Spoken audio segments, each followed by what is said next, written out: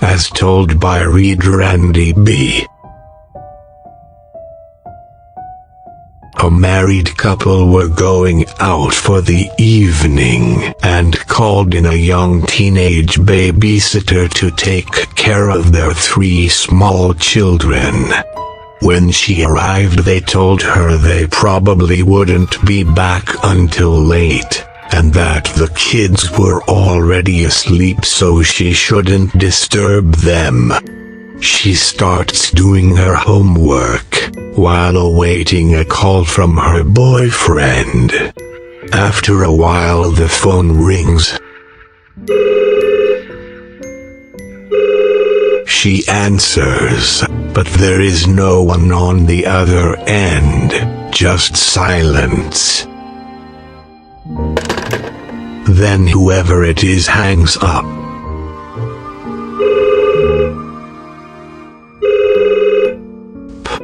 After a few more minutes, the phone rings again.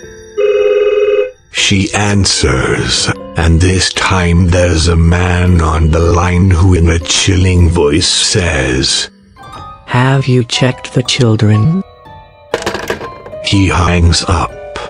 At first she thinks it might have been the father calling to check up, and he got interrupted. So she decides to ignore the phone call.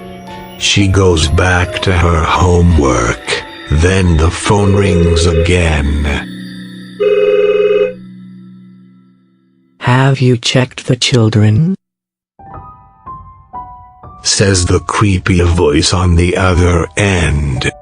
"Mr. Murphy, is that you?" she asks, but the caller hangs up again. She decides to phone the restaurant where the parents said they'd be dining. But when she asks for Mr. Murphy, she is told that he and his wife had left the restaurant 45 minutes earlier. So she calls the police and reports that a stranger has been calling her and hanging up. "Has he threatened you?" the dispatcher asks. "No." She says. "Well, there's not much we can do. Try reporting the prank caller to the phone company." A few minutes go by and she gets another call. "Why haven't you checked the children?" the voice says. "Who is this?" But he hangs up again. She dials 911 again and says, "I'm scared. I know he's out there. He's watching me." "Have you seen him around?" the dispatcher asks. She says, "No." "Well, there isn't much we can do." the dispatcher says. The babysitter starts to panic and pleads with him to help her. "Give me your phone number and your address, and if you can keep this guy on the phone for at least a minute, we'll try to trace the caller. What is your name?" "Linda."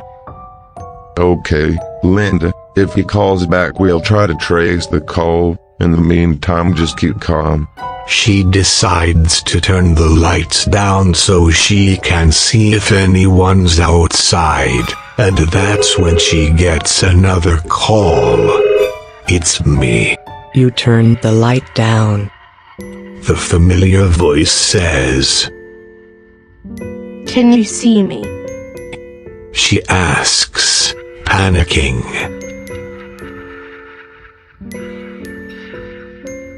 "Yes," he says after a long pause.